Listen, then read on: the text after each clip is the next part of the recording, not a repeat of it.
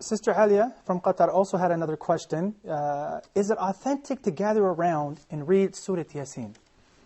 No, it is not authentic, nor is it recommended. As a matter of fact, it will be considered an act of innovation. Okay. Why?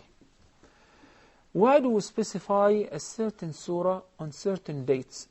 Once again, relying on some either very weak references or even fabricated. I stated before, and I warned against, some books were compiled on the verses of the recitation of certain surahs. Those verses were put by people like us. They wanted to encourage people to read the Quran, because for some reason they were diverted from the recitation of Quran. They were busy with the sunnah. They were busy with seeking other knowledge. So these people have put together these ahadith in order to motivate and encourage the ummah to read the Quran, specifically certain surahs, verifying the ahadith which were quoted concerning Surah Yasin, who found them either very weak or do not even exist. Take for instance the hadith which says that Yasin, Surah Yasin is the heart of the Quran. I mean, I was born and raised, memorized this hadith as it is a hadith. Right. We came to find out that no, it is not hadith, it's extremely weak hadith.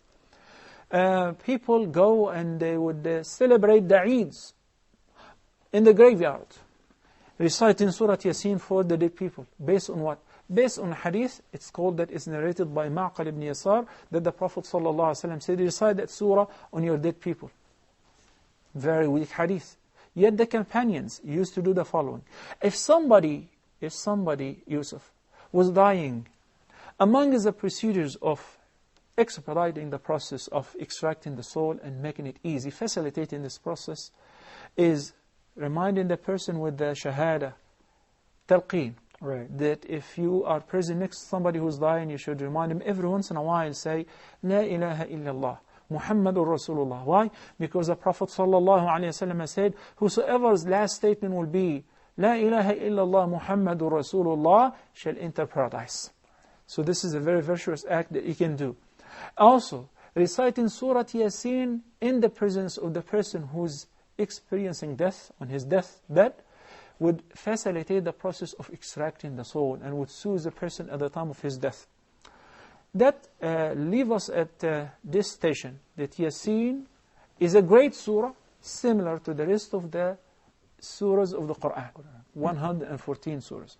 To specify a specific surah with some verses, who would have the power to do that? Only Prophet Muhammad sallallahu alayhi wasallam.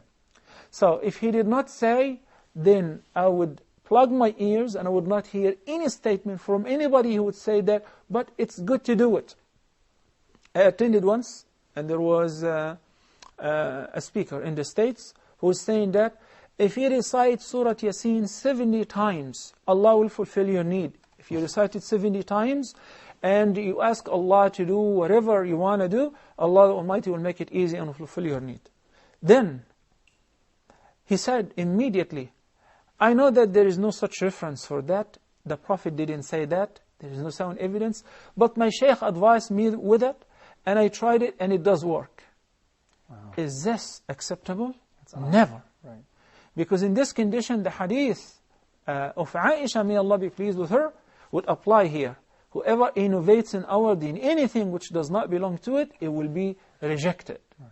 If I recite Surah Yasin, or Al-Baqarah, or Al-Waqi'ah, or Tabarak, and I ask Allah subhanahu wa ta'ala for any virtue, for any good, or ask Him to protect me from any harm, that would be sufficient.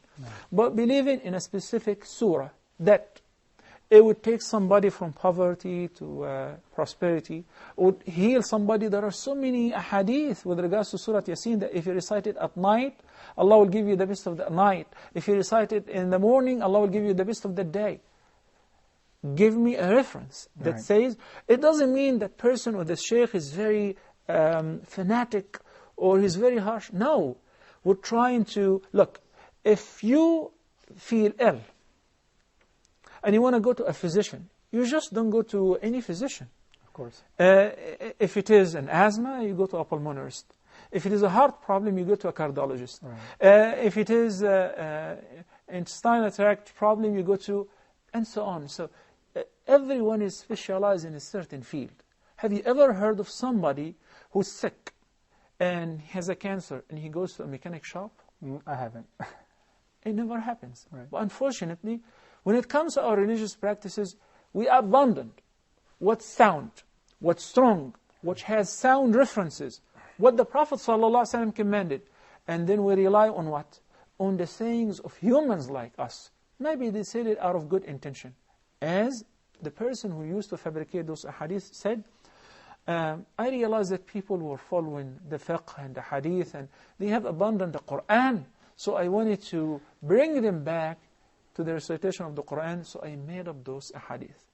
So maybe he has a good intention, but this is not sufficient. We stated before, dear viewers, every Muslim, if you want your deed to be accepted, there are two conditions, are inseparable from each other. In order to have your deed be valid and accepted, number one, sincerity. Number two, it has to be in compliance with the Quran and with the sound sunnah. Thank you, Shaykh.